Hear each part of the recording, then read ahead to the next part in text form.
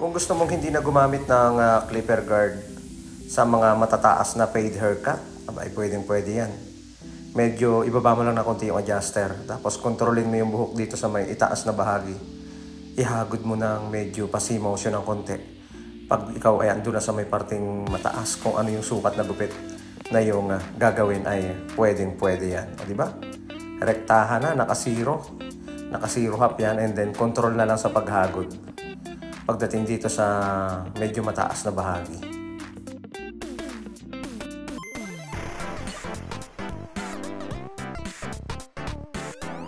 And then overcomb. Siyempre tatanggalin natin yung mga sobrang buhok para makita natin yung difference ng ginawa nating pagbawas ng naka-zero. And then ibaba natin yung adjuster. Kanina naka semi-close or half. Ngayon nakababa yung adjuster para maging balance yung paghagod natin, mawala yung biglang kapal. Nasa pag-control ng kamay yan. Kung hindi ka pa sanay, gamit ka ng clipper guard para magawa mo yung ganitong resulta. Medyo sanay na rin tayo sa paghagod ng clipper, kaya hindi yan mauuka or hindi mapapasobra yung pagbawas nito. And then overcomb again. Kasi magkakameron siya ng baywang dyan or sobrang buhok sa bahaging itaas.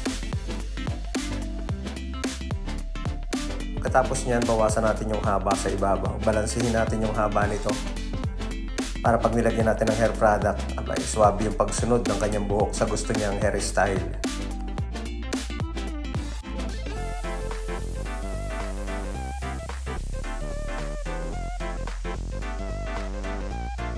Naka-side part, tapos nakataas lang yung bangs, yun ang gusto niya na forma ng kanyang buhok sa parting ibabaw nito.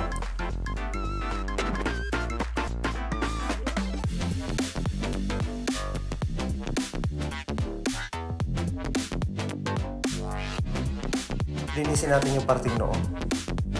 Siyempre, entang ng buhok. At lagyan natin ng daanan ng kuto. Sabi nung iba dyan. Kaya daw nilalagyan ng side part para yun yung pinakang kalsada nila. Ayun. And then bago natin ahitan, basain muna ito para malinis na at maayos na tingnan ang gawing harap nito.